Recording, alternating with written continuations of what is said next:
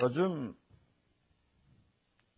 기독교가 무력하다는 말을 자주 듣습니다. 아마 저만이 아니고 여러분들도 비슷한 이야기를 자주 들으셨을 것입니다. 성경적인 표현을 빈다면 예수 믿는 사람들이 짠맛을 자꾸 잃어가고 있다는 의미가 될 것입니다. 무엇이 교회를 무력하게 만들까요? 무엇이 성도의 생활에서 짠맛을 앗아간다고 생각합니까? 그것은 하나님의 말씀을 알기만 하고 끝나는 좋지 못한 버릇 때문입니다. 우리가 얼마나 주일 되면 설교를 오랜 시간 동안 듣습니까? 또 주중에 성경 공부는 얼마나 자주 있습니까? 또 집에 가서 개인적으로 성경을 읽는 시간도 개인마다 다르겠지만은 꽤 있지 않습니까? 이렇게 많이 듣고 배우고 읽고 하는 데 비해서 우리의 삶이 약하다는 데 문제가 있는 것입니다. 하나님의 진리를 자기의 지적 호기심을 충족시키는 수단으로 생각하고 끝나는 것만큼 영적으로 해가 되는 것이 없습니다. 알기만 하고 그것으로 다 된 줄로 아는 것만큼 영혼을 부패시키는 것이 없습니다. 실천이 따라오지 아니하는 지식은 그 사람으로 하여금 교만하게 만듭니다. 그 생활에서 위선자가 되게 합니다. 나중에는 형식주의에 빠집니다. 나중에는 말만 떠들고 아무것도 남겨놓는 것이 없는 냄새나는 썩은 인간이 되어버립니다. 이런 사람들이 교회 안에 늘어나면 늘어날수록 예수 믿는 사람과 예수 믿지 않는 사람을 도무지 구별할 수 없는 혼돈의 시대가 우리 앞에 점점 거인처럼 다가올 수 있다는 것을 우리가 알아야 합니다. 오늘 읽은 12절이 시작되면서 그러므로라는 말이 나오는 것을 우리가 주목해야 합니다. 이 말이 얼마나 큰 비중을 차지하는 것인지를 우리가 알아야 합니다. 그러므로가 뭡니까? 6장 1절부터 우리는 계속 말씀을 검토해 왔습니다. 예수 그리스도 안에서 우리는 연합된 자가 되었습니다. 예수 그리스도 안에서 주님과 하나 되었습니다. 주님이 죽으실 때 나도 죽어서 주님이 죽으심으로 나는 죄의 속박에서 벗어났다고 했습니다. 주님이 살아나심으로 나는 하나님 앞에 새로운 존재로 부활한 몸이 되었습니다. 우리는 이제 죄의 지배를 받지 않습니다. 우리는 이제 하나님에 대하여 산 자가 되었습니다. 의의 종이 되었습니다.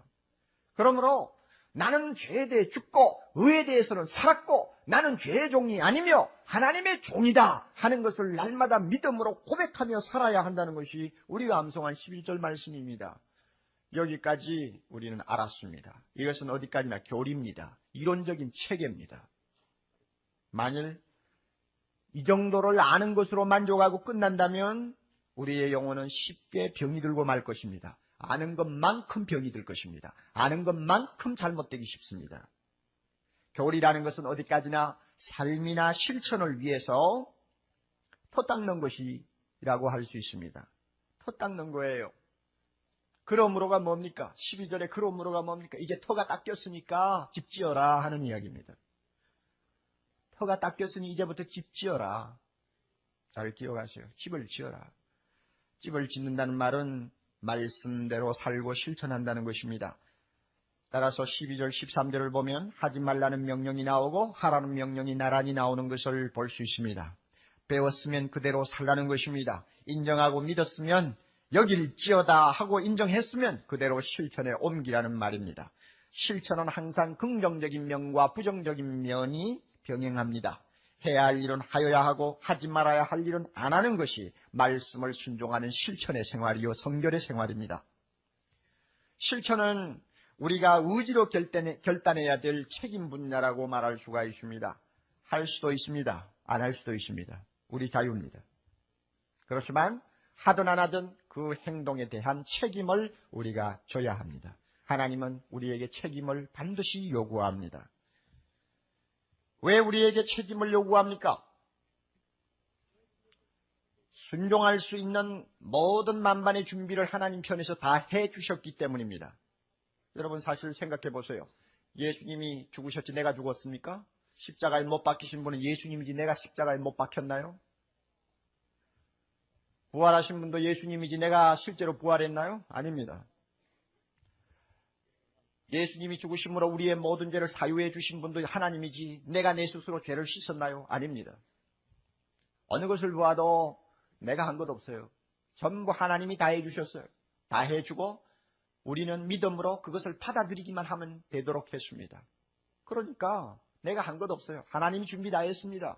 죄에서 해방시킨 분도 하나님이요, 죄의 지배를 받지 않도록 새 자리에 옮겨놓으신 분도 하나님이요, 우리로 하여금 죄가 왕노릇하지 못하도록 하나님의 자녀라는 신분으로 세워주신 분도 하나님이요, 다 해놨단 말입니다. 다 해두었어요. 다 해두었어요.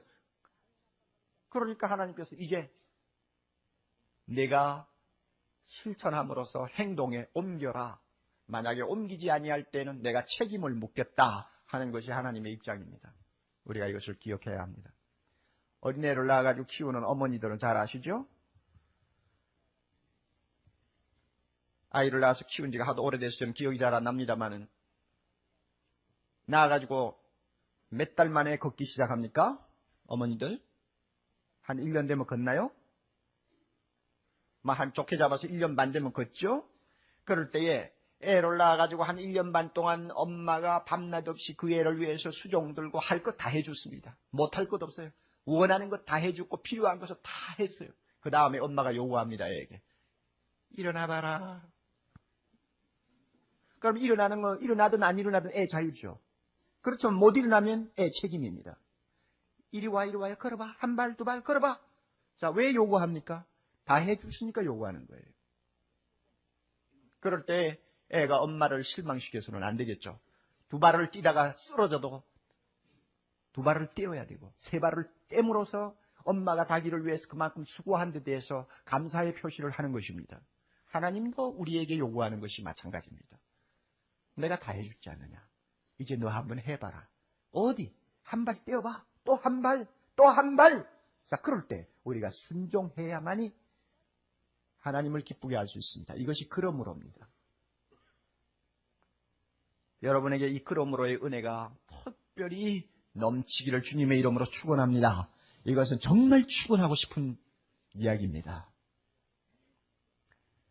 먼저 해서는 안 될 것부터 우리가 좀 검토를 하도록 하겠습니다. 12절을 주목해서 봅니다. 그러므로 너희는 죄로 너희 죽을 몸에 왕노릇하지 못하게 하여 몸의 사욕을 순종치 말고 또한 너희 지체를 불의의 병기로 죄에게 드리지 말라. 여기까지입니다. 이게 하지 말아야 될 일입니다. 중요한 것은 죄가 우리 몸을 지배하게 내버려 두어서는 안 된다는 말입니다. 만일 그렇게 하면 우리 몸의 악한 정욕이 발동해서 우리는 정욕대로 따르는 사람이 된다는 것입니다. 그 결과 어떻게 됩니까? 우리의 지체는 불의의 병기로 죄에게 드리는 바가 되어버린다고 했습니다. 이것이 12절, 13절의 내용입니다. 이 명령을 우리가 충분히 순종하기 위해서 적어도 세 가지 사실을 이해해야 합니다. 첫째는 죄는 여전히 살아있다는 사실을 꼭 잊지 마시기를 바랍니다. 우리가 죄에 대해서 죽었지 죄가 우리에 대해서 죽은 것이 아닙니다. 우리가 예수님의 십자가에서 함께 죽은 자로 처리되었기 때문에 죄는 더 이상 우리를 지배할 수 없고 우리를 종으로 부릴 수 없는 것은 사실입니다. 그렇다고 해서 죄의 힘이 사라졌거나 죄가 행동을 멈추고 이제는 아무것도 안 한다고 생각하면 이것은 크게 오산할 수가 있습니다. 죄는 여전히 활동하고 있습니다. 그 힘은 아직도 막강합니다. 이 세상을 끔찍한 범죄의 소굴로 만들고 있는 죄의 실체를 우리는 똑바로 보아야 합니다. 죄는 죽지 않았어요. 또 하나 우리가 알아두어야 할 것이 있습니다. 죄가 우리 몸에는 자리를 잡고 있다는 사실입니다. 죄가 아직 우리 몸의 자리를 잡고 있다는 것입니다. 여기서 볼 때 여러분 몸에 왕노릇하지 못하라고 그랬죠. 무슨 몸입니까? 죽을 몸. 이걸 우리 자신이라고 해석하면 안 됩니다. 몸이에요. 바디예요. 그리고 그 몸을 또 다른 말로 13절에는 지체라는 용어로 사용하는 것을 봅니다. 그럼 왜 자꾸 몸을 여기서 거론하고 있는 것입니까? 그 이유는 이 썩어가고 죽어가는 이 몸에 죄의 영향력이 살아남아 있다는 것을 의미합니다. 거듭났다고 하는 것은 나의 속사람이요 내 영혼을 의미하는 것이지 내 몸이 아닙니다. 거듭난 내 속사람은 죄의 지배로부터 자유했습니다마는 우리 몸은 그렇지를 못합니다. 세상에 이 몸이 활동하고 있을 동안은 언제든지 죄의 영향을 받을 수밖에 없는 것이 우리 몸입니다. 우리에게는 죄의 영향에 쉽게 넘어갈 수 있는 죄성, 부패성이 자리 잡고 있습니다. 그러므로 몸이 살아있는 한 죄가 우리 몸 안에 자주자주 들어와 활동할 수 있다는 것을 알아야 합니다. 우리 몸에는 본능이 있습니다. 이 본능은 이상하게 죄로부터 유혹을 받기가 쉽습니다. 죄로부터 유혹을 받으면 악한 정욕으로 금방 변신을 해버립니다. 본문에서는 사욕이라고 했습니다. 몸의 사욕. 우리의 본능이 죄의 유혹을 받아서 그 죄의 유혹을 받아들이면 악한 정욕으로 돌변한다는 말입니다. 여러분 꼭 기억하십시오. 예수 믿고 중생을 받은 자라도 자기의 사욕에 이리저리 끌려다닐 수가 있습니다. 속 사람이 중생을 받은 것이지 몸이 새 것으로 바뀐 것 아닙니다. 우리의 본능이 새로 태어난 것이 아닙니다. 몸이나 본능은 옛날 그대로 남아 있습니다. 이것을 마귀가 이용하는 것이고 죄가 이용하는 것입니다. 이 점을 분명히 하세요. 좋은 예로 에베소 교인들을 들 수 있습니다. 다락방 공부를 통해서 이미 우리가 검토를 많이 했습니다마는 에베소 교인들은 예수를 잘 믿는 성도라고 칭찬을 받는 자들이었습니다마는 4장 25절 이하에 보면 기막힌 겉면들이 나옵니다. 너희들은 거짓말을 버리라. 왜 거짓말을 버리라고 합니까? 거짓말하고 있다는 이야기요. 분을 내지 말라. 도적질하지 말라. 왜 도적질하지 말라고 합니까? 예수 믿으면서 도적질을 하고 있으니까 도적질하지 말라는 거예요. 더러운 말은 입 밖에도 내지 말라. 음행과 온갖 더러운 것과 탐욕은 그 이름이라도 부르지 말라. 왜 이와 같은 권면이 그들에게 필요했습니까? 왜 이와 같은 충고를 하지 아니하면 안 되었습니까? 마귀가, 죄가 에베소 교인들의 몸에 남아있는 어떤 본능, 어떤 죄성을 이용해서 그들로 하여금 거짓말하게 만들고 도적질하게 만들고 음행하게 만들고 나쁜 짓을 골라가면서 하도록 만드니까 그래서는 안 된다는 것을 분명하게 권고하는 것입니다. 예수 잘 믿어도 이와 같은 죄에 빠질 수 있다는 사실을 알아야 합니다. 몸은 다양한 지체로 구성이 되어 있습니다. 머리와 손, 발 등 눈에 보이는 지체도 있습니다. 그렇지만 겉으로 보이는 것만이 지체가 아닙니다. 각 지체에 간직되어 있는 힘이라든지 기능이라든지 성향이라든지 또는 재능이라든지 상상력이라든지 생각이라든지 보이지 않는 이 정신계까지 전부 지체입니다. 몸에 있는 지체입니다. 마귀가 죄의 힘을 이용하여 우리의 본능을 충동질할 때 우선 마귀가 노리는 것은 행동에 옮기는 죄를 범하게 하는 것입니다. 그러나 가서는 안 될 곳을 가도록 하는데 안 가. 해서는 안 될 일을 하게 하는데도 말을 안 들어. 그러면 제1차적으로 마귀는 공격합니다. 보이지 않는 우리의 정신계를 공격합니다. 우리의 상상력을 파고 들어옵니다. 손 하나 까딱하지 않고 발 하나 움직이지 않아도 우리의 생각으로 우리의 상상으로 온갖 더러운 생각을 하면서 죄를 범하게 만듭니다. 우리 몸이 갖고 있는 약점이에요. 우리가 경험적으로 알지 않습니까? 겉으로는 죄 짓는 사람이 아닙니다. 그러나 그 사람의 생각에는 무수한 죄들이 쌓일 수 있다는 것을 잘 알지 않습니까? 마귀가 우리의 몸을 이용할 때, 몸을 통해서 유혹할 때 이와 같은 강교한 짓을 할 수 있는 것입니다. 그러므로 죄가 우리 몸에 아직도 영향력을 행사하고 있다는 사실을 잊지 마시기 바랍니다. 또 한 가지 알아야 할 중요한 사실이 있습니다. 만약에 우리가 범죄를 하게 되면 우리의 지체는 불의의 병기가 되어버린다는 것입니다. 13절에 나옵니다.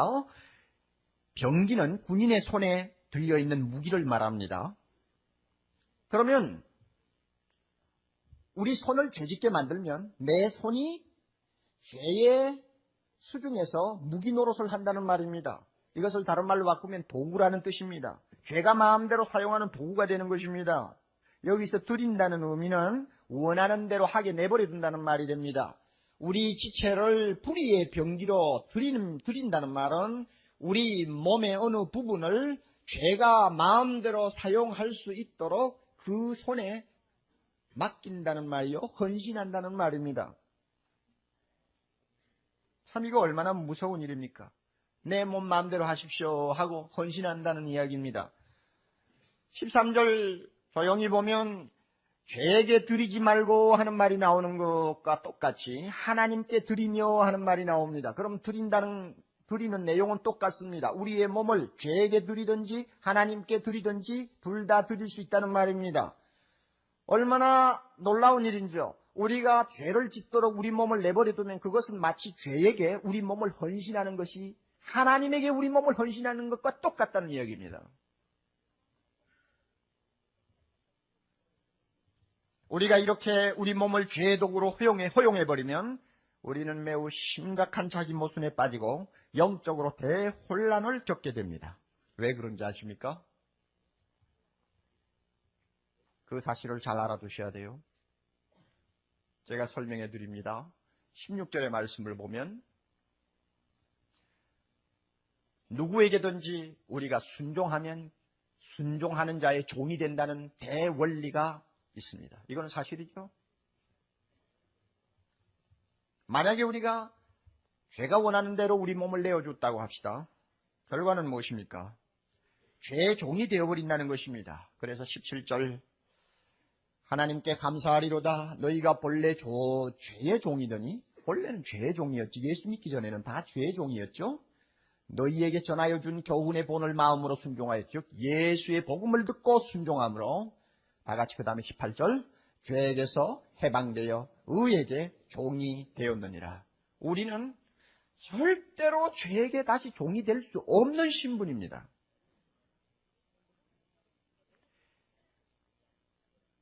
죄가 하는 대로 우리의 몸을 내맡겼을 때는 예수 믿기 이전의 이야기입니다. 또 예수를 믿었다고 하더라도 내가 중생받지 못했을 때 하는 이야기입니다.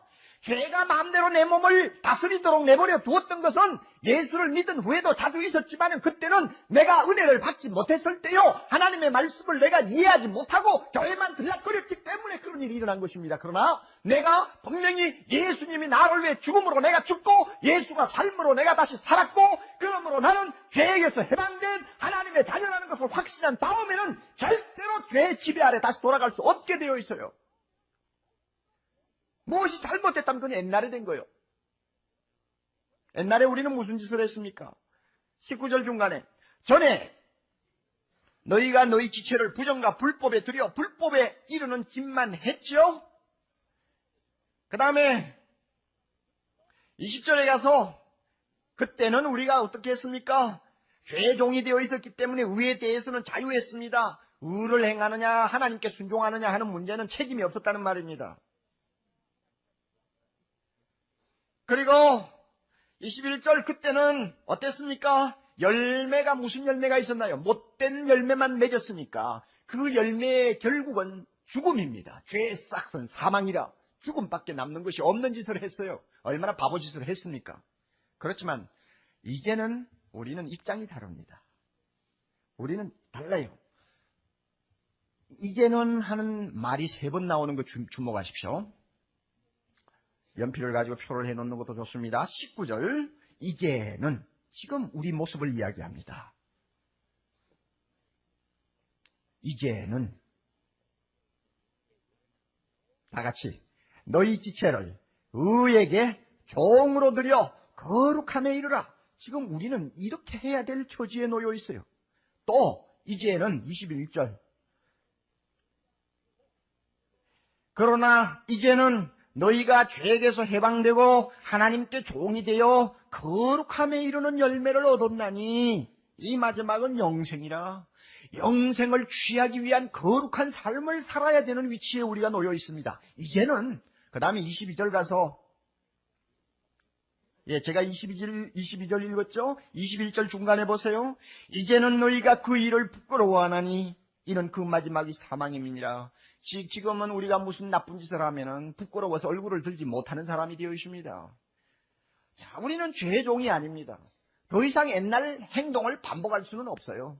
그러므로 만약에 우리의 몸을 죄에게 드려 죄가 마음대로 사용할 수 있는 도구로 만들어버린다면 우리는 대혼란에 빠져버립니다. 이 사실을 알아야 합니다. 우리가 때때로 죄 짓는 일을 예사로 할 때가 있을 수 있습니다.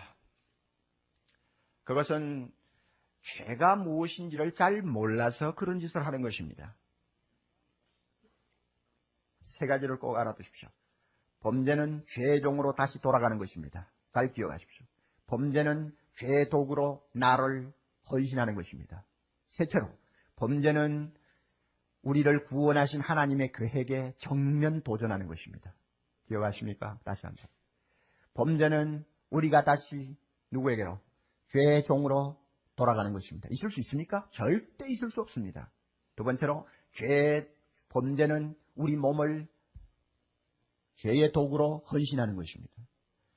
범죄는 우리를 구원하시는 하나님의 계획에 정면 도전하는 것입니다. 무슨 계획입니까? 데살로니가전서 4장 3절 하나님의 뜻은 이것이니 너희의 거룩함이라. 하나님은 우리를 거룩하게 만들기 위해 구원하셨는데 그것을 정면으로 도전하는 것이 범죄입니다.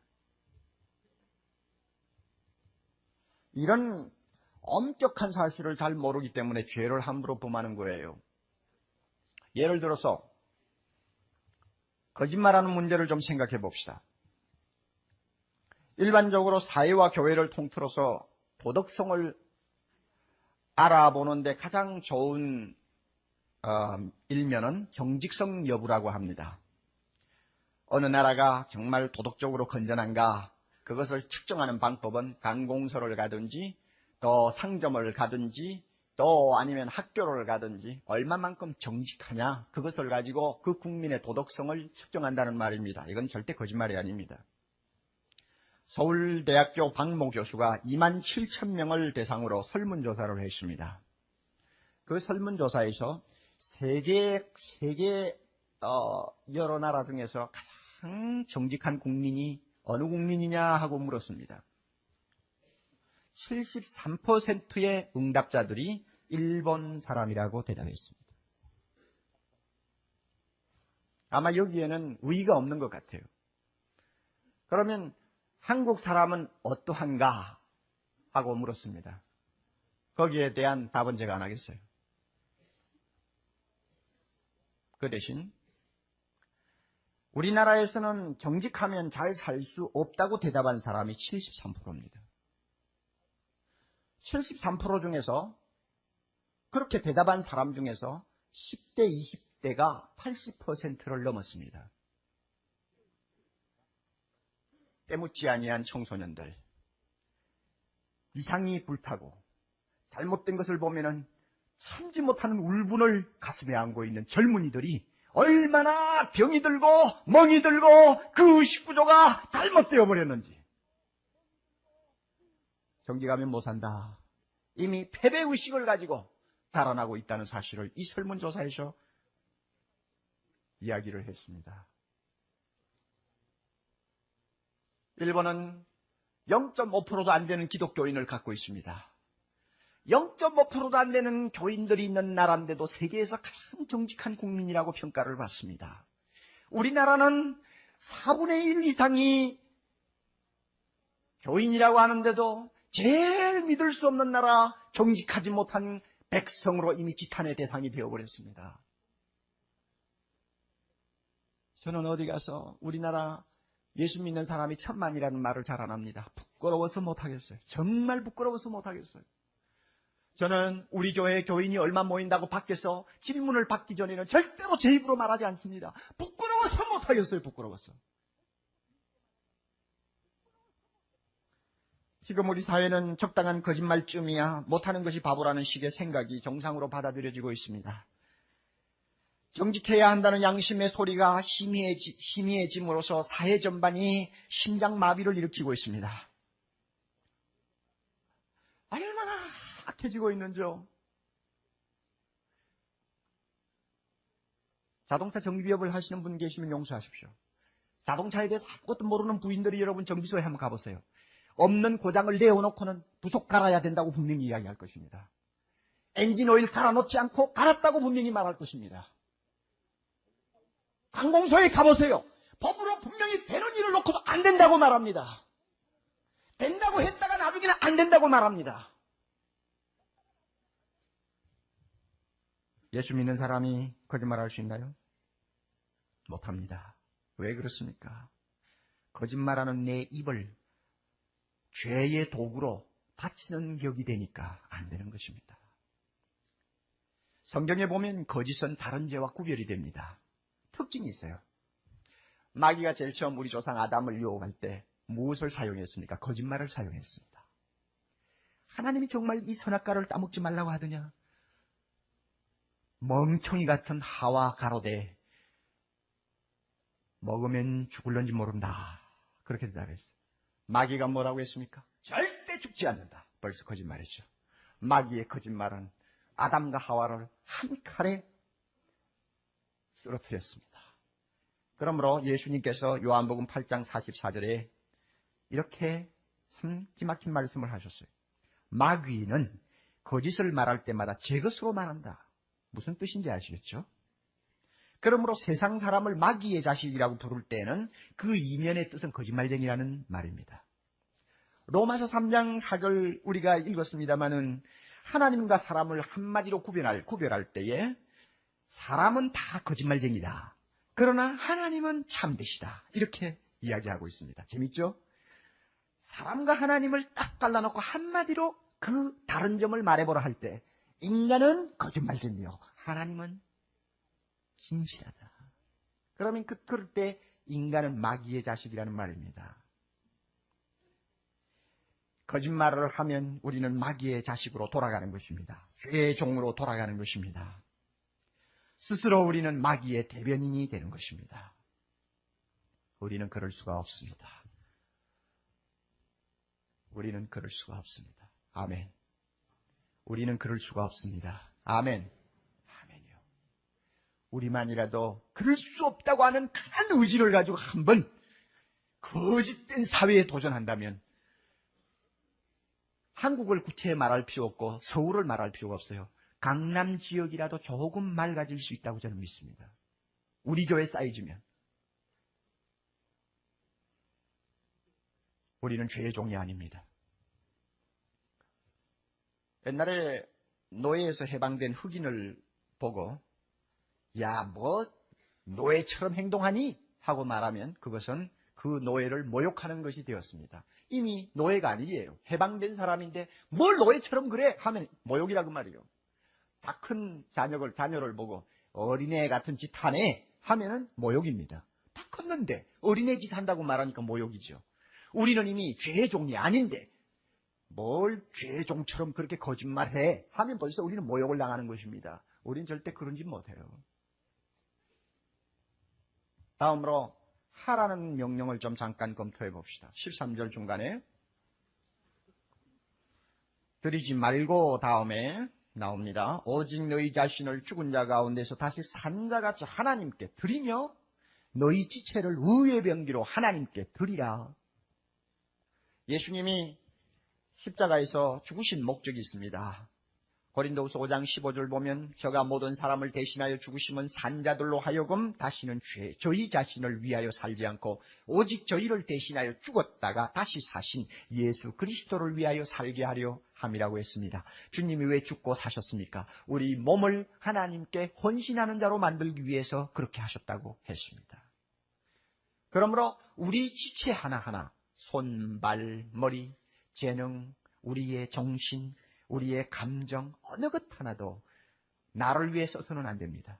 죄를 위해 써서도 안 됩니다. 오직 하나님의 영광을 위해서 바치는 의의 도구가 되어야 된다는 말입니다. 우리가 우리 지체를 하나님께 의의 병기로 드리기 위해서는 거룩해야 합니다. 성결의 목적이 어디 있는지 압니까? 하나님께 우리를 드리기 위해서 성결해야 하는 것입니다. 내가 왜 내 손을 가 죄짓지 않으려고 합니까? 이 손 하나님께 드려야 되니까. 내가 내 입을 가지고 왜 범죄하지 않으려고 합니까? 내 입을 가지고 하나님을 찬양해야 되고 주님의 복음을 전해야 되니까 내가 이 입을 더럽히지 않으려고 하는 것입니다. 성결이 목적이 아닙니다. 헌신이 목적입니다. 헌신을 위해서 성결이 필요한 것입니다. 우리가 이것을 알아야 합니다.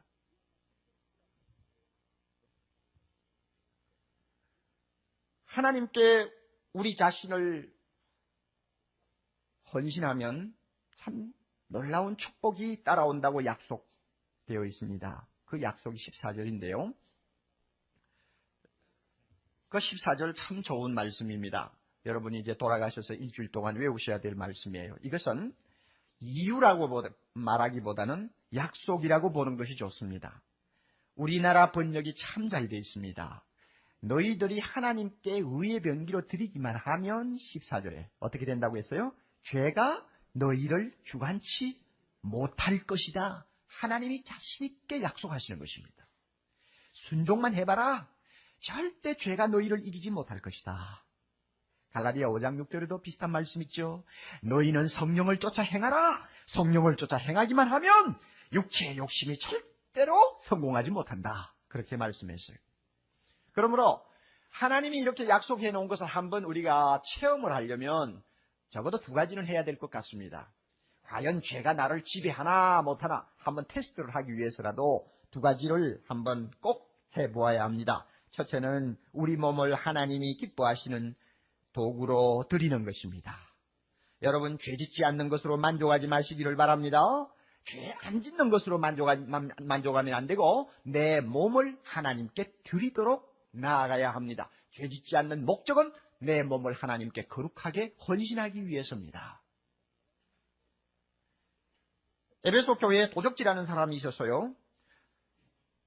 그 사람을 보고 하는 권고입니다. 권면입니다. 도적질하는 자는 다시 도적질하지 말고 그것으로 끝날 수도 있죠. 도적질 안 하면 되잖아요.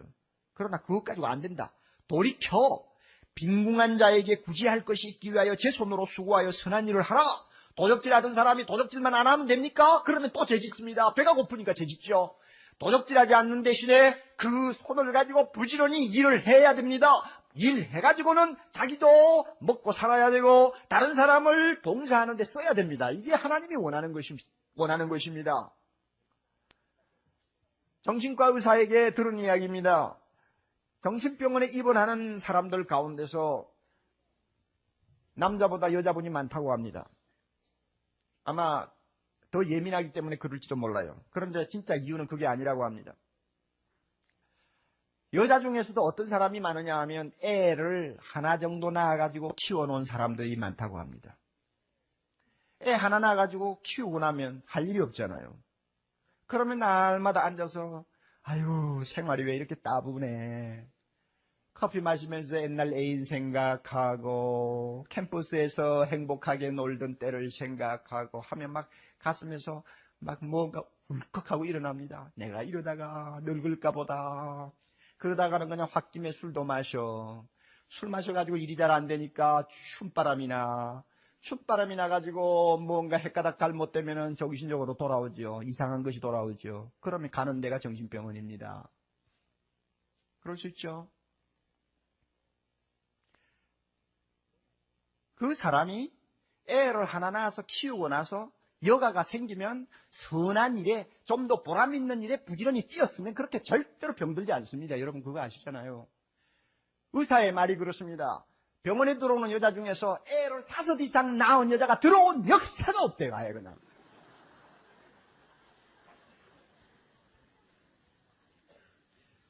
낳고 나서 참 정신없이 키우다가 조금 이제는 됐구나 싶으면 또 배가 불룩해지니까 또 나와가지고 또 정신없이 키우고 그러다가 몇 번 반복하고 나면 20대 30대가 다 날아가죠. 언제 딴 생각할 틈이 없는 것입니다.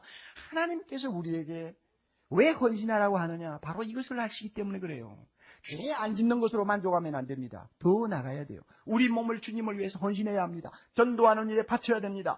이웃을 사랑하고 구제하는 일에도 정신없이 뛰어다녀야 합니다. 주일날 여러분 나와서 교통용 일을 하시는 분들 보세요. 아침부터 얼마나 바쁘게 설치는가. 저 주방에서 우리 교우들을 위해서 식사를 대접하고 봉사하는 분들을 보세요.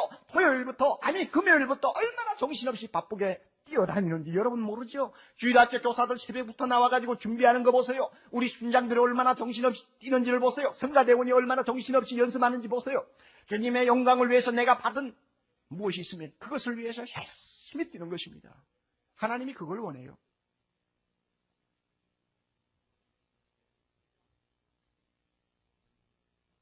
이렇게 헌신할 때 죄가 우리를 지배하지 못합니다. 이걸 분명히 알아두세요. 또 어떤 때 죄가 지배하지 못하느냐? 우리가 법 아래 있지 않고 은혜 아래 있다는 사실을 알고 행동할 때라고 했습니다. 14절 중간에 나오죠. 우리가 법 아래 있지 않냐고 은혜 아래 있음이니라. 우리는 은혜 아래 삽니다.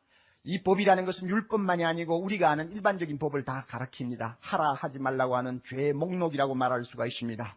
여러분 구약시대에는 하지 말라는 법을 주셨으나 신약시대에는 내가 하겠나이다 라고 하는 자원하는 은혜를 주셨습니다. 지금 우리는 하나님의 이상과 인간의 삶의 실체가 은혜 안에서 조화를 이루는 아름다운 시대에 살고 있습니다. 자, 들으세요. 파스칼이 아주 좋은 말 했습니다. 율법은 줄 수 없는 것을 요구하지만 은혜는 요구하는 모든 것을 준다. 다시 한번, 율법은 줄 수 없는 것을 요구하지만 은혜는 요구하는 모든 것을 내어놓는다. 하나님이 요구하는 것은 무엇이나 주여 여기 있나이다 하고 바치는 사람이 된다는 말입니다. 은혜는 우리에게 감격을 안겨줍니다. 은혜는 자원하는 심령을 불러일으킵니다. 은혜는 하나님의 영광을 위해서 생명이라도 내어놓게 만듭니다. 은혜는 우리를 진정한 자유인으로 만듭니다. 어떤 자유인? 하나님께 우리 자신을 헌신하는 자유인. 어거스틴이 말한 것처럼 하나님을 사랑하는 자유밖에 없는 자유인.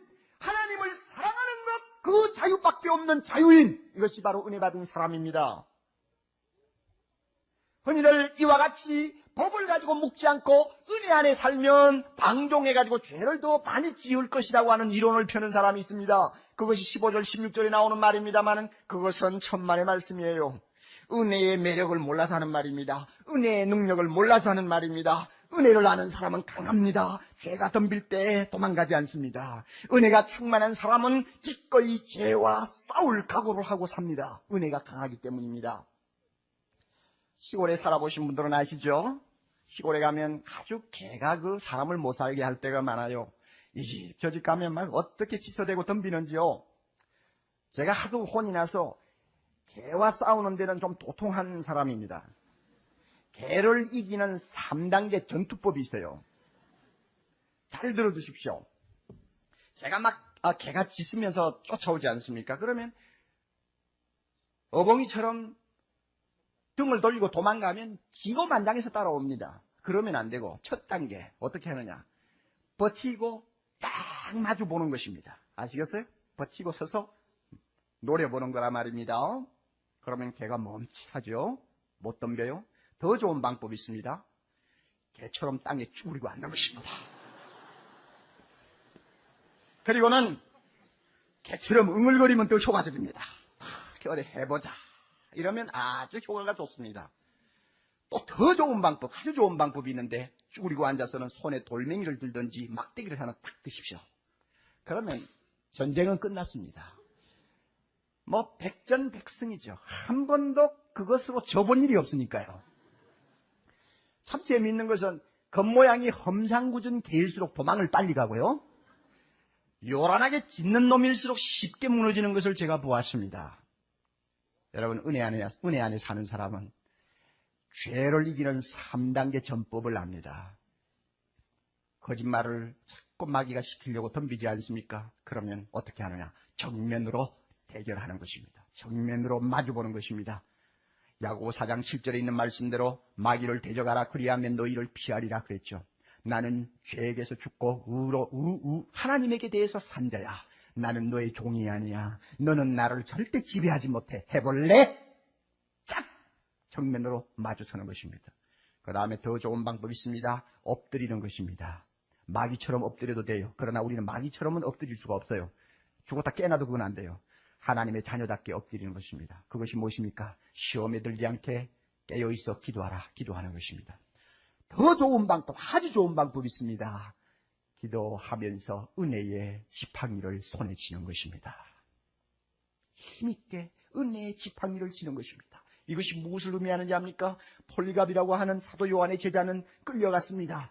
재판장이 말합니다. 너 지금 이 자리에서 예수를 욕하고 모른다고 하면 석박해 주마.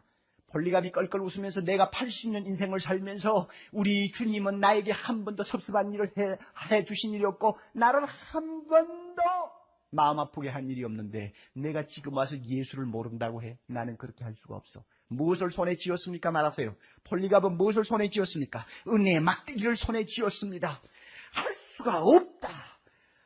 하나님이 나를 얼마나 사랑하시는가. 하나님이 받을 자격이 전혀 없는 나를 불러서 과거를 묻지 않으셨어. 선하냐 악하느냐 악하느냐를 따지지 않으셨어. 무조건 나를 불러 예수 그리스도의 의의 옷을 입히고는 끌어안아 주시면서 너는 내 아들이야. 주님이 그렇게 말씀하셨어요. 그리고는 지금까지 나를 자기 아들로 대접했습니다. 가끔 넘어질 때도 있고 못된 짓을 할 때도 있었지만 하나님은 나를 포기하지 않으셨습니다. 나를 섭섭하게 하지 않으셨습니다. 매를 때리다가도 나에게 사과를 지어주시면서 나를 위로해 주신 나의 주님입니다.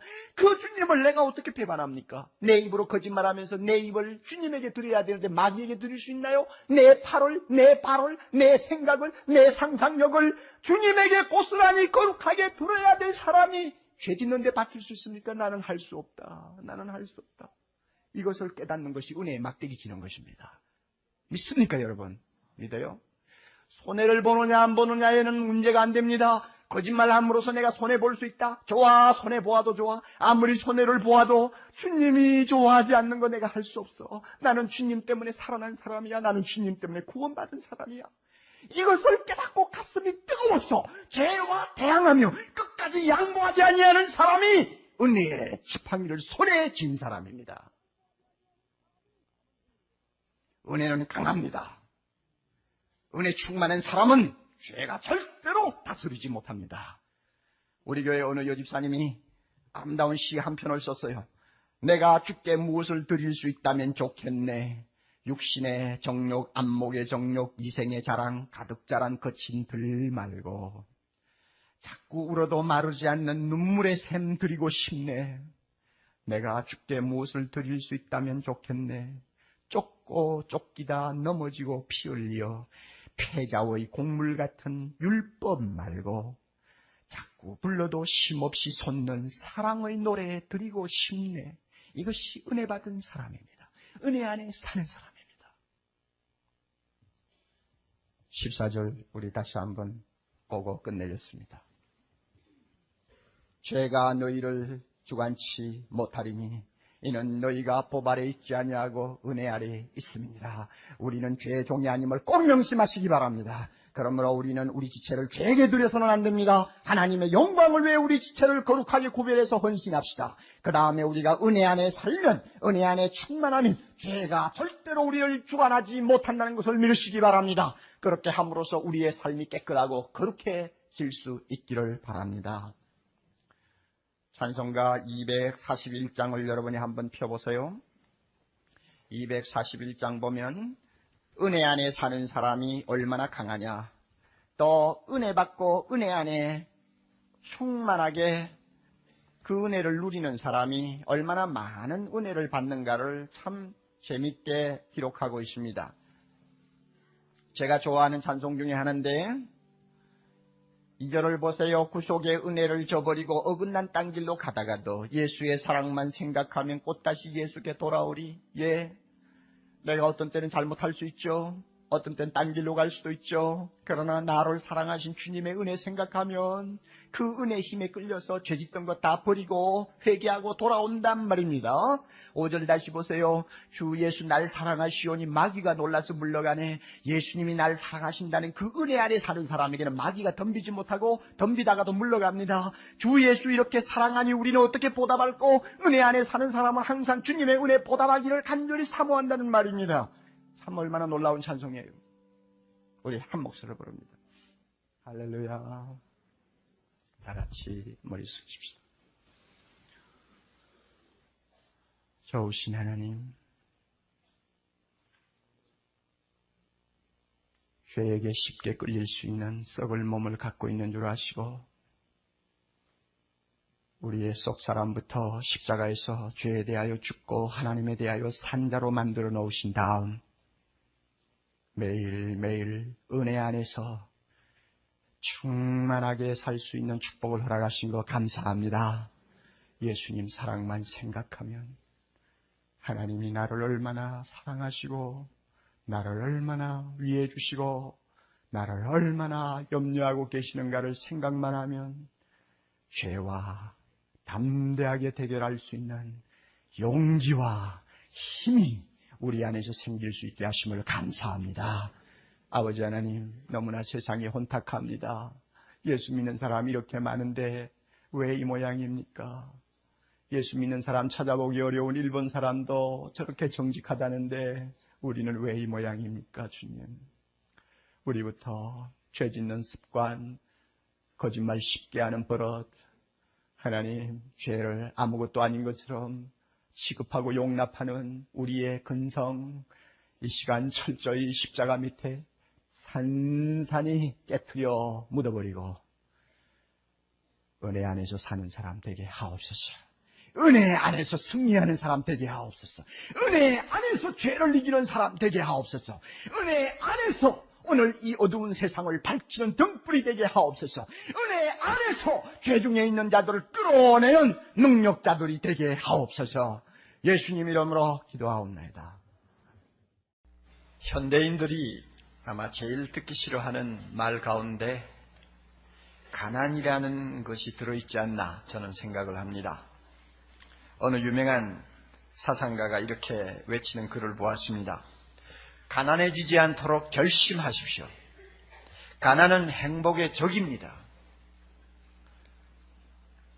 아마 이 한마디가 현대인들의 그 마음속에 있는 생각을 잘 대변해주고 있다고 저는 생각을 합니다. 어떻게 보면 가난은 악인 것 같아요. 사람들을 비참하게 만들고 갖가지 사회 악을 키우는 온상을 우리가 가난한 자리에서 많이 보기 때문입니다. 그럼에도 불구하고 예수님은 이 가난이라는 말 용어를 서슴지 않고 사용하는 것을 봅니다. 심령이 가난한 자는 복이 있나니, 또 누가복음에서는 심령이라는 말을 빼고 가난한 자는 복이 있나니. 아마 이 예수님의 이런 말씀은 돈이나 부나 향락을 우상처럼 생각하고 사는 현대인들에게는 정말 매력없는 말씀일 수가 있습니다. 더욱이 이 가난이라는 단어 그 자체가 갖는 원래 의미를 한번 우리가 들여다보면 아니야 이 말은 이 복이 될 수가 없어 하는 생각이 금방 듭니다. 프토코스, 헬라어 말인데요. 이것은 적당히 가지고 살면서 약간 아쉽게 느끼는 그런 가난이 아니에요. 아니고 사람들에게 가서 굽실거리면서 동냥을 하는 거지의 형편을 이야기합니다. 성경에 나오는 부잣집 대문 밖에서 평생을 죽을 때까지 그저 구걸하면서 살다가 간 나사로 같은 사람이에요. 이런 사람을 일컬어서 프토코스라고 말합니다.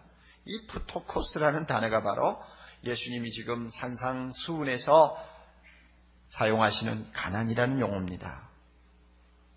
그러니 이게 무슨 복입니까? 저주스러운 것이죠. 어떻게 행복의 조건이 될 수 있습니까? 아무리 주님이 무슨 말씀을 하셔도 그것은 마치 정가표를 바꾸어 달아놓은 상품을 보는 것 같아요. 5,000원짜리 민코오바에 붙어있던 정가표를 10만원짜리 티셔츠에 갖다 붙였다고 해서 티셔츠가 민코오바가 되는 거 아니잖아요. 가난은 가난이고 부한 것은 부한 거고. 그러니까 주님이 아예 우리에게 참 어필할 수 있는 말씀을 하려면 심령이 부한 자는 복이 있나니 이렇게 하셔야 되고, 아니면 부한 자는 복이 있나니 이렇게 말씀을 하셔야 될 것 같습니다.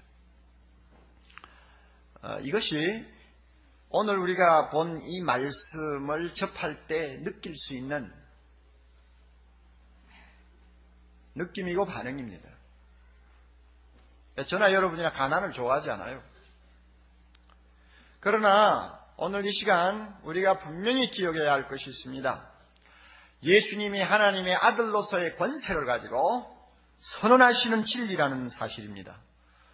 하나님의 아들이시요 진리이신 예수 그리스도가 인간들에게 선언하시는 말씀입니다. 무지함과 어리석음과 어두움에 쌓여있는 인간들에게 빛이시여 진리시여 거룩이신 예수 그리스도가 선언하는 진리입니다. 심령이 가난한 자가 복이 있느니라. 물질적으로 가난한 자가 복이 있느니라. 왜냐하면 천국이 저희 것임이라고 하시는 주의 말씀 우리가 귀담아 들어야 합니다. 마음을 열어야 합니다. 이 말씀 안에 구원이 있습니다. 이 말씀 안에 행복이 있습니다. 그러므로 우리 자신에게 어떤 선입견이 하나님의 말씀을 깨닫는데 방해가 되지 않도록 하세요. 우선 먼저 우리가 생각해야 할 것이 있습니다. 마태복음에서 말씀하시는 심령의 가난입니다. 이것이 무엇을 의미하는 것일까? 이것은 하나님 앞에 우리가 가져야 될 마음의 태도를 가리킵니다. 사람 앞에서 무슨 심령이 가난하고 부하고가 상관이 없어요. 그건 관계가 없어요. 사람 앞에서는 그저 우리 있는 대로 대하면 돼요. 그러나 만유의 주가 되시고 천지 만물을 창조하신 거룩하신 하나님 아버지 앞에 우리가 나아갈 때 우리 마음이 어떠해야 하느냐? 바로 그것이 심령이 가난해야 된다는 것입니다. 이 말을 좀 쉽게 표현하면 마음을 비워야 된다는 말씀입니다. 마음을 비우는 것이 심령의 가난입니다. 좀 더 다르게 표현하면 하나님 앞에 철저하게 낮아지는 마음의 태도를 이야기합니다. 마음을 비우면 낮아지게 돼 있어요. 낮아진 사람은 마음이 비어 있어요. 그러므로 하나님을 우러러볼 수 있는 것입니다. 마음이 빈 자와 마음이 비지 못한 자를 예수님은 아주 짤막한 에피소드를 가지고 잘 설명을 하고 계시는데요. 우리가 잘 아는 누가복음 18장 9절 이하에 나오는 비유입니다. 어느 날 바리새인하고 세리하고 어떻게 시간이 그렇게 되는지는 모르지만 성전에 기도하러 하기 위해서 같이 들어가게 되었어요. 바리새인들은 남보다도 하나님의 말씀 잘 지킨다고 하는 은근한 자부심을 갖고 있는 사람이요, 사람들 보기에는 흠잡힐 것이 없을 만큼 율법을 철저하게 지키면서 거룩한 생활을 한다는 사람들입니다. 그리고 바리새인들은 돈이 많은 사람들이었습니다. 한편 세리는 그 당시 사람들에게 완전히 손가락질 당하는 매국노요, 몰입애 같은 인간이요, 양심 떼놓고 사는, 그래서 사람들로부터 인간 대우받지 못하는 쓰레기 같은 인간입니다. 그리고 돈이 많은 사람이요. 두 사람이 성전에 들어갔습니다. 바리새인은 자신만만하게 성전 저 깊숙한 앞자리까지 들어가서는 두 손을 번쩍 들고 머리를 하늘을 향해 눈을 뜨면서 기도했어요. 하나님 아버지, 나는 이 세상의 다른 사람들하고는 구별이 되는 사람입니다. 도색하는 사람, 간음하는 사람, 또 악한 일을 행하는 사람하고 저하고 다릅니다. 이렇게 다른 사람과 구별된 것을 감사합니다. 그리고 하나님, 아시다시피 저는 일주일에 2번씩 금식 기도합니다. 하나님 아시다시피 저는 11조를 꼬박꼬박 냅니다. 감사합니다. 그렇게 기도했어요. 예수님은 이런 사람을 일컬어서 마음이 부한 자라고 그럽니다. 심령이 부한 자, 심령에 무엇을 가득히 담고 있는 사람이요.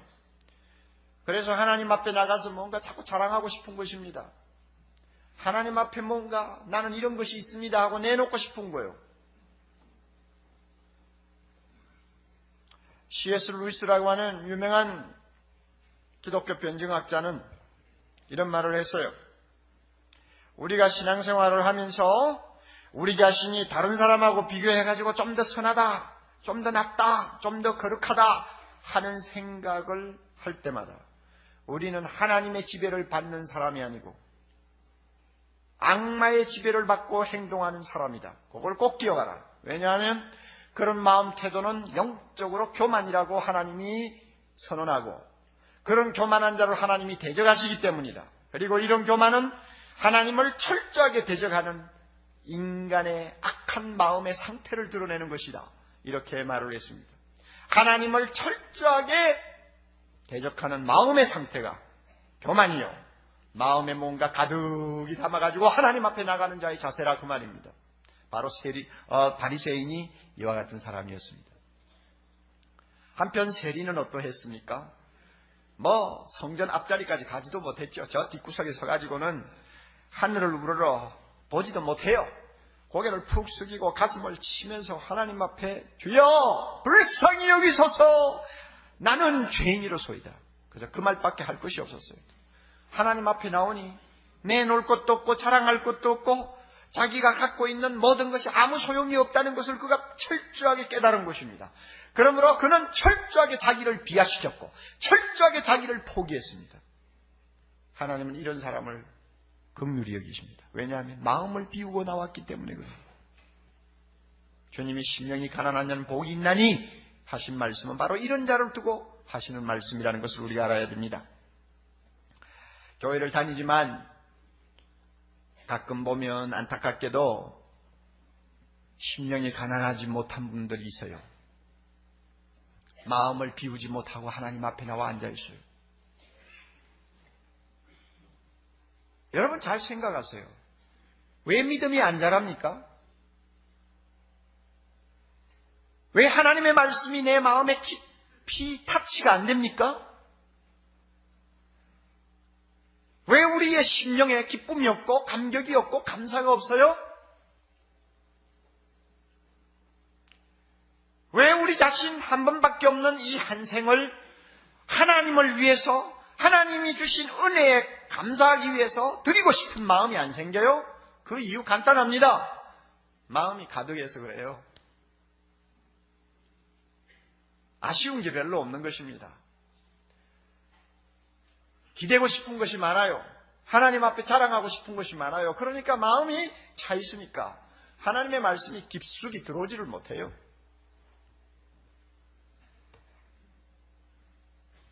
하나님은 이런 사람을 불행하게 생각하십니다.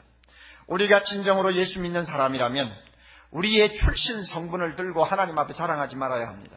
우리가 정말 예수 믿는 사람이라면 내가 어떤 좋은 가문에 속해 있다 하는 그런 하나님에겐 통하지 않는 이야기 할 필요가 없어요.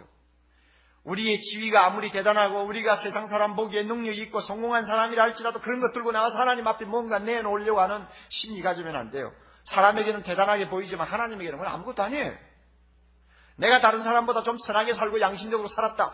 지금까지 내가 무슨 특별한 죄를 범한 일이 있냐? 이만하면은 하나님도 인정해 주실 것이다. 그거 캐캐먹은 생각이에요. 거룩하신 하나님 앞에는 아무 짝 소용도 없는 것. 그런 것을 마음에 담고 하나님 앞에 나오면 그 사람은 주님이 말씀하시는 복 있는 자, 행복한 자가 되기가 어려워요.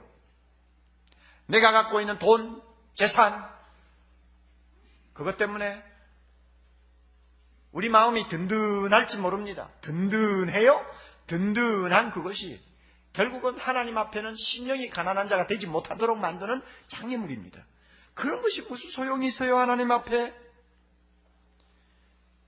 사도 바울은 예수님을 몰랐을 때는 자기가 굉장한 것을 갖고 있는 사람인 것처럼 생각하고 교만하기도 하고 또 긍지를 또 상당히 가진 삶을 살았습니다마는 예수님 만나자마자 그 모든 것들이 다 저 화장실에서 내버리는 물속에 다 흘려보내는 배설물같이 생각했어요. 다 쓸어버렸어요. 다 쓸어버리고 마음을 완전히 비웠어요. 하나님, 다 소용없는 거예요. 다 소용없는 거예요. 예수님 앞에 나오니까 내가 지금까지 너무너무 귀하다고 여기고 꼭 쥐고 놓지 않았던 것 다 소용없는 것입니다. 모두가 다 신기루 같은 것. 그래서 사도 바울은 싹 쓸어버렸어요. 우리 예수 믿는 사람은 마음이 이러해야 합니다. 바로 이러해야 됩니다. 우리가 마음을 비우면 하나님은 우리 마음에 천국을 채워주신다고 했습니다. 천국이 저의 것이며 천국이 저의 것이다 하는 이 말씀 속에는 두 가지 의미가 들어있는 것으로 저는 알고 있습니다. 첫째는 구원을 받았다 하는 이야기입니다. 죄 사함 받고 하나님의 자녀가 되고 하늘나라에서 영원히 하나님과 더불어 살 수 있는 영생을 값없이 얻은 사람이 되었다. 이 말을 한마디로 천국이 너희 것이 되었다 하는 말로 표현하는 것입니다. 오늘 우리 모두 구원을 주신 하나님 앞에 경배와 찬양을 드리고 있습니다. 할렐루야. 참 얼마나 아름다운 시간입니까? 이 시간에 주님이 이 자리에 계셔서 가르치십니다. 이 시간에 주님께서 이 자리에서 복음을 전하여 어두운 데 있는 심령을 영생의 나라로 인도합니다. 그 생명의 출생이 이 자리에서 일어나고 있습니다. 이 시간 주님이 이 자리에서 우리의 영과 육이 병든 것을 치유하고 계십니다. 하나님이 이 가운데 계세요. 왜 우리가 이와 같이 예배할 수 있느냐?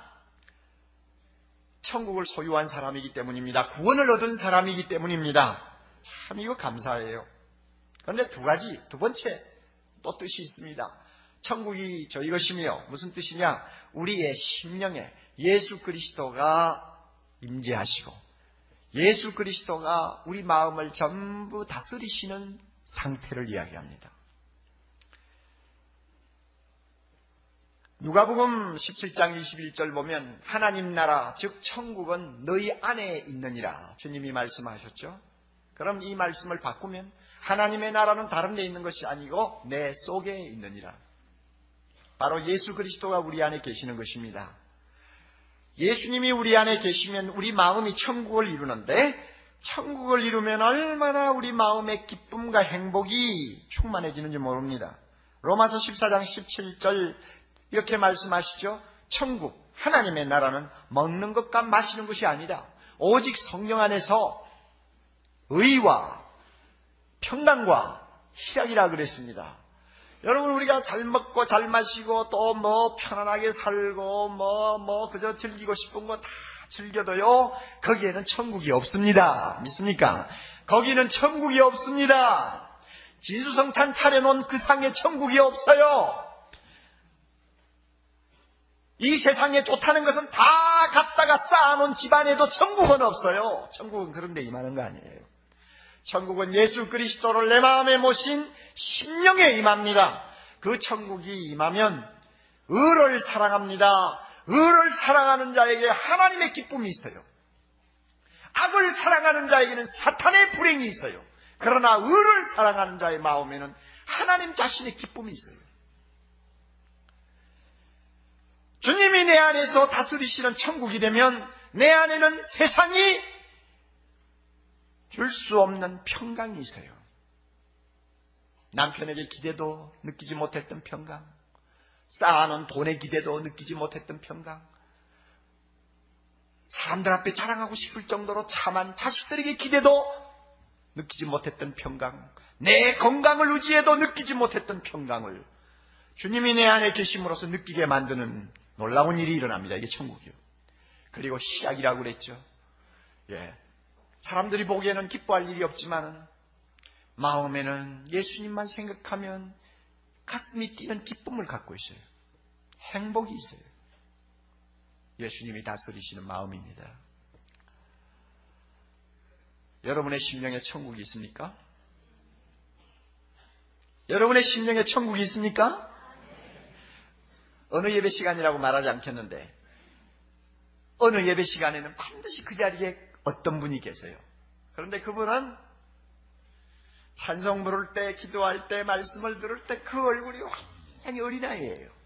그리고 막 기쁨이 충만해요.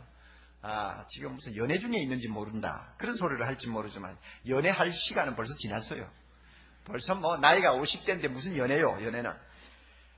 그런데 그 얼굴이 너무 활짝 행복의 꽃이 피어 있어요.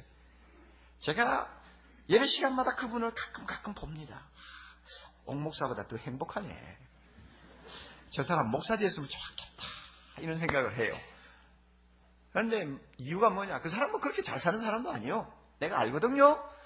그런데도 그렇게 행복한 이유가 뭐냐? 마음에 뭐가 있습니까? 천국이 있어요. 의와 희락과 평강이 넘치는 예수님의 나라가 그 마음에 있어요. 누가 그것을 빼앗아 가겠어?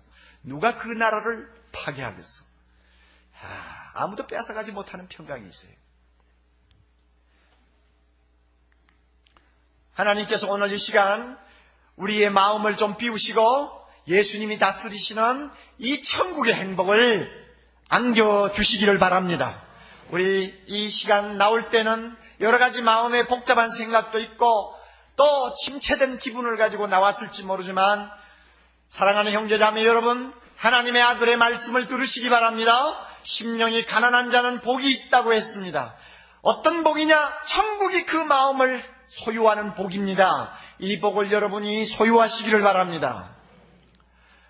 이제 우리 두 번째로 누가복음에 기록된 내용을 잠깐 살펴보도록 하겠습니다. 누가복음에는 심령이라는 말이 빠져 있어요. 가난한 자는 복이 있나니 하나님 나라가 너희 것이며 이렇게 나와 있습니다.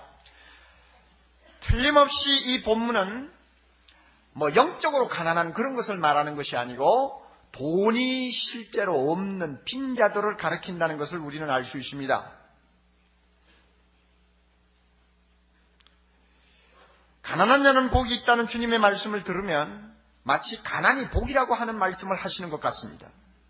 그리고 가난한 자가 천국을 소유할 수 있다고 말씀하는 것 같습니다. 그럼 거꾸로 뒤집으면 부는 복이 아니고 저주요, 부자는 천국과 거리가 멀다고 하는 말씀을 이면에 깔고 있는 것 같습니다.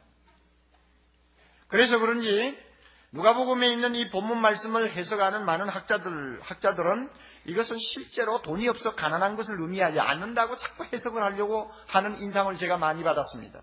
그 사람들은 자기가 가난한 생활을 안 해봤으니까 가난을 그렇게 좋아할 리가 없죠. 그러니까 성경을 해석할 때도 자꾸 그런 식으로 해석을 하려고 해요. 물론 그들의 생각에는 일리가 있습니다. 왜냐하면 예수님은 가난을 선이라고 말씀하신 일이 없습니다. 가난을 미화하거나 가난을 무슨 구원받는 공로로 말씀하신 일도 없어요. 가난한 자를 의롭다고 아부하신 일도 없고요. 그렇다고 부자를 의롭지 못하다고 면전박대를 하신 일도 없어요. 가난을 선이라고 하고 부를 악이라고 말씀하신 일도 없어요. 예수님 자신은 금욕주의자가 아니었습니다. 오히려 그는 잘 마시고 잘 먹는 사람이라는 비난을 받을 정도로 어떤 때는 생활을 하셨습니다. 그런데 어떻게 가난한 자가 복이 있다고 말씀하실까?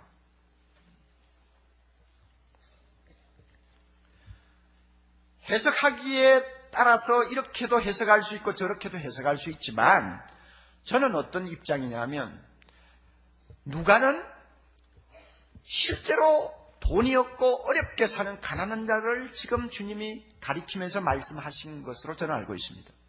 심령이 가난한 자 안에 실제적으로 돈이 없어 가난한 자까지 다 포함하고 있는 말씀을 누가는 특별히 지적하고 있다고 저는 생각합니다. 우리 예수님은 가난한 자에게 복음을 전하기 위해서 오셨습니다. 부자에게 복음을 전하기 위해서 오셨다는 성경 구절은 하나도 없습니다. 산상수훈을 듣기 위해서 지금 구름대와 같이 예수님 앞에 앉아있는 사람들 그 대부분이 가난한 자들이었습니다. 그 당시의 입장에 그랬습니다. 우선 예수님의 제자들을 여러분이 보세요. 그들은 예수님을 따라가기 위해서 있는 것 다 내버렸잖아요. 집도 내버리고 재산도 내버리고 가정도 내버리고 직업도 내버리고 다 내버리고 빈털터리가 되어서 주님을 따라가는 가난한 사람들이었습니다. 그리고 그 예수님의 말씀을 듣는 무리들 안에는 구약 성경이 이야기하는 구약이 말하는 가난한 자예요. 그런 사람들이 많이 있었어요. 그 사람들은 어떤 사람이냐? 지금이나 옛날이나 똑같아요. 사회에서 좀 돈을 벌고 부유한 생활을 하고 싶어 하면 반드시 어떤 불의와 타협을 해야 되는 사회적인 구조적인 악이 있었어요. 그러므로 예수님 당시에 경건한 사람들은 선택을 해야 했습니다. 불의와 짝하면서 부하게 살 거냐? 아니면은 불의와 결별하고 대신 가난한 삶을 통해서 하나님과 깊은 관계를 맺는 경건한 생활을 할 것이냐? 둘 중에 하나를 택해야 했습니다. 아니라고 하는 이 경건한 사람들은 후자를 택했습니다. 차라리 가난하게 살자. 그리고 하나님과 더 깊은 연결을 맺는 의인이 되자. 요셉이 그랬고 나사로가 그랬고 삭개오가 그랬고 사가랴가 그랬고 예수님이 세상에 오실 때 영접했던 소수의 사람들 다 그런 사람들이었어요. 다 가난한 자들이요. 그리고 예수님 앞에 있는 많은 사람들은 태어날 때부터 천한 집안에 태어나서 평생 뼈가 부질러지도록 일을 해도 가난을 벗어날 수 없는 팔자를 타고난 사람들이 수두룩 했어요. 자, 그런데 그런 가난한 사람들을 안중에 두지 않고 영적으로 가난한 것만 주님이 말씀하셨다. 이것은 성경을 완전히 뒤집는 해석입니다. 그렇지 않아요. 예수님은 실제로 말씀합니다. 가난한 자가 복이 있다고 합니다. 왜 그렇습니까? 가난한 자는 부자보다도 예수님을 쉽게 믿을 수 있습니다. 이게 현실입니다. 그래요, 안 그래요? 그래요. 일본에 가면은 일본 목사들이 저보고 한국 교회가 어떻게 그렇게 부흥하고 성장하느냐는 질문을 자꾸 합니다. 일본 교회는 왜 그렇게 부흥이 안 되느냐고 탄식을 합니다. 제가 어떻게 대답합니까? 지난 여름에도 그런 질문을 받고 나서 제가 이렇게 대답했죠. 당신들 교회가 이러이러하니까 부흥이 안 된다. 이 말은 할 수가 없잖아요. 국제적인 관계니까. 그러니까 이제 한국 교회를 빗대어서 말할 수밖에 없죠. 한국 교회가 부흥하는 이유요? 그 배후에 가난이 있었습니다. 그 배후에 고통이 있었습니다. 정확한 대답이에요. 가난한 자는 예수님을 믿기가 좀 쉽습니다.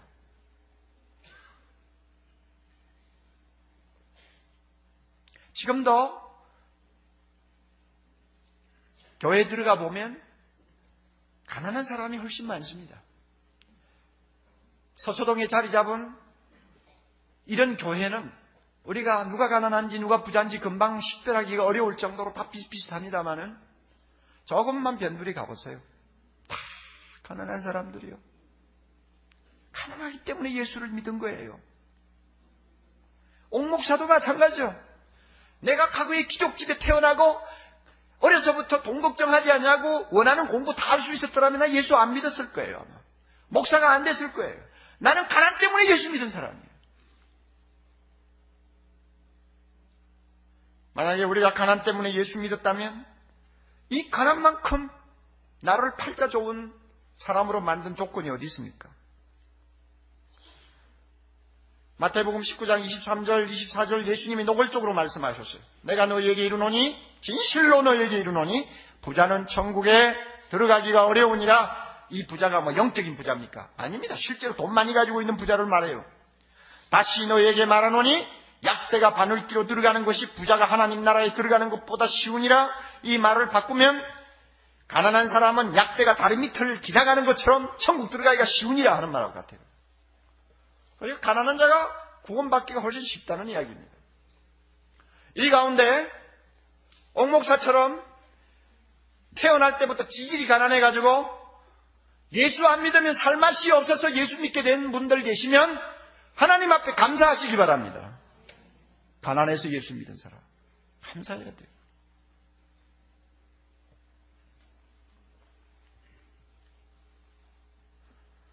동시에 가난한 자는 부자보다 마음을 쉽게 비울 수가 있습니다. 심령의 가난을 가난한 사람은 쉽게 가질 수 있다는 말입니다. 하나님 앞에 뭐 들고 나올 게 없잖아요. 잘났다고 할 거리도 없고요. 그렇잖아요. 그러니까 심령이 가난할 수밖에 없습니다. 이런 가난 때문에 실제로 어렵게 사는 사람들은 예수를 믿어도 생명 걸고 믿습니다. 예수 믿는 생활이 사치품이 아니에요. 교양이 아니에요. 생존에 관계되는 문제입니다. 예수 없으면 나는 못 살아. 세상에서도 고생하고 이렇게 서글프게 사는데 예수까지 내가 믿지 못하고 구원받지 못한다면 내가 어떻게 억울해서 사냐. 그렇기 때문에 예수 믿는 거 이거는 뭐 죽고 사는 문제로 생각하고 달려들어요. 그렇다면 그 가난이 복이 아닙니까? 복이죠. 마음을 비우니까 주님이 그 마음에 임재하셔서 그 마음을 다스리십니다. 자비로우신 예수 그리스도가 넉넉하지 못해 늘 얼굴에 주름살이 지고 어떤 땐 나도 모르게 한숨을 쉬는 그 심령을 포근히 안아주는 것입니다. 그래서 세상 사람이 모르는 가슴에 행복이 있어요. 6년 전 우리 교회에서 발간하는 우리지에 나온 기사를 지금도 제가 기억하고 있습니다. 어느 부인이 쓴 것인데 남편과 딸내하고 셋이서 15평짜리 아파트에 사는 것입니다. 15평 아파트. 10여 년 정도 쓰던 냉장고가 이제는 도무지 더 쓸 수가 없어가지고 조금 큰 것을 갈았는데 그 냉장고를 들여놓으니 그저 집안이 가득합니다. 게다가 부인이 피아노 레슨을 조금씩 하니까 자그마한 그랜드 피아노 하나 또 있고, 그러니 집안에 들어가면 숨이 막히죠. 책상 하나 놓을 자리가 없는 거예요. 그러니까 호마이카 밥상 들고 필요할 때는 쓰다가 또 그 다음에 접어서 또 두었다가 이러면서 사는 것입니다. 그럼에도 불구하고 이 부인이 이런 간증을 했어요. 감사하신 하나님 아버지, 아무것도 없을지라도 여호와를 인하여 즐거워하며 구원의 하나님을 인하여 기쁘게 노래했던 하박국 선지자처럼 이 좁은 공간에서도 끊이지 않는 웃음을 허락하시니 감사합니다. 비록 지위와 명예와 부가 없을지라도, 잠잘 때 코끝이 시려워 이불을 뒤집어 쓰고 잘지라도 제게 믿음 주시고 하나님을 믿는 남편과 건강하고 기도 잘하는 딸 주셨음을 감사합니다. 평생 지금의 마음을 잃지 않게 하옵소서. 이곳은 하나님 아버지가 함께 하시기에 바로 천국입니다. 가난하다고 다 불행한 줄 아세요? 돈 좀 없어가지고 애들 학비도 제대로 못 주고 해가지고 밤에 그저 눈물을 흘리고 있다고 해서 그 사람이 치장한 줄 아세요? 그렇게 생각하지 마세요. 예수 그리스도를 마음에 모시고 사는 사람은요, 겉으로는 울지 모르지만 속은 달라요. 그걸 아셔야 돼요. 우리가 그 정도의 깊이 있는 차원 높은 행복을 모르면서 예수 믿는다고 남에게 어떻게 말을 합니까? 며칠 전에 아내와 함께 저는 30년 전에 살던 아파트를 정말 30년 만에 가봤어요. 왜냐하면 그때 제가 서울시내 있는 어느 교회 교역자로 부교역자로 있는데 그렇게 그 아파트 교회 사택이라고 주는 것이 그렇게 집이 좁은 그 아파트였어요. 8평이니까 여러분이 이해를 하시면 충분히 할 수 있죠. 그 8평짜리 아파트에 살았는데 그 8평 안에는 화장실이 들어갈 자리가 없습니다. 그러니까 화장실은 공동 화장실이죠. 30년 만에 찾아가면서 집사람하고 그랬어요. 그 아파트 아마 재건축됐을 텐데 있을까? 있었으면 좋겠는데. 이러면서 올라갔어요. 올라갔더니 아니나 다를까 진짜 있는 거예요. 있는데 30년 전에 그 밀고 열고 닫고 들어다니던 현관문이 그대로 있어요. 막 엉망이 돼가 있어요. 엉망이 돼 있고, 그래서 우리가 참 감개무량했습니다. 4층에 있는 505실을 찾아갔어요. 거기에 우리가 살았으니까. 달라진 것이 있다면 연탄을 떼던 집이 도시가스로 바뀌었다는 거, 그거 하나 달라졌더군요. 창문이 열려 있는데 안을 들여다보기도 했습니다. 그러면서 제가 집사람에게 이런 데도 행복은 있는 거야. 우리 그 당시에 행복했잖아. 그리고 아침이면 줄을 서가 기다리던 공동 화장실도 가봤어요. 그때는 여기서도 이런 불편함에도 그래도 우리는 살았어. 제 속으로 그렇게 생각했어요. 그 아파트를 들어갔다가 나오면서 저는 몇 번을 뒤를 돌아보았습니다. 진정한 행복은 겉으로 보기에 화려한 데 있는 거 아니에요. 진정한 행복은 내 속에 있는 것입니다. 예수 믿는 사람이 이걸 알아야 돼요. 주님이 이 행복을 우리에게 주신다고 약속하셨습니다. 마음만 비우면, 천국을 받아들이고 예수님이 다스리도록 내 마음을 내놓기만 하면 거기에 행복이 있어요. 돈하고 관계없어요. 사랑하는 형제자매 여러분, 세상에 속지 마세요. 천하의 영광을 다 보여주면서 여기에 행복이 있다고 하던 사탄의 말에 속지 마세요. 돈은 악이 아닙니다. 돈이 많은 것이 잘못된 것 아닙니다. 그러나 부가, 돈이 주님 앞에 가는데 장애물이 된다면, 부가, 돈이 내 마음을 비우는데 장애가 된다면, 부와 돈이 하나님이 주시는 천국을 내 마음에 소유하지 못하게 만든다면 그것은 불행한 것입니다. 우리가 그걸 알아야 돼요. 돈은 적당히 가지면 됩니다. 적당히 가지면 돼요. 그 이상 가질 필요가 없어요. 성경에는 일용할 양식이면 족하다고 했는데 그건 조금 너무한 것 같아요. 사람이 뭐 입에 풀칠만 하고 어떻게 삽니까? 자식 공부도 시켜야 되고, 그래도 주변 사람들이 어느 정도 수준을 유지하면 나도 거기에 어느 정도 따라가야지. 그거 전혀 무시해버리고 일용할 양식, 그건 조금 지나친 것 같고. 그래도 어느 정도만 가지면 돼요. 그 이상을 가질 필요가 없어요. 아마 우리들 대부분은 중산층인지 중상층보다 조금 못한지는 모르지만 그런 대로 그저 살고 있는 사람들이에요. 우리 중에 50억짜리 다이아 팔찌를 끼고 다니는 얼빠진 졸부는 하나도 없어요. 돈을 더 모으는데 신경 쓰지 마세요. 이 정도면 족하다는 생각을 좀 하세요. 행복은 재산이 늘어나면서 함께 커지는 거 아닙니다. 로버트 우스터 교수, 여러분 자료를 제가 한번 소개한 것 같습니다. 그 사람 아주 중요한 데이터를 하나 우리에게 준 거 있어요.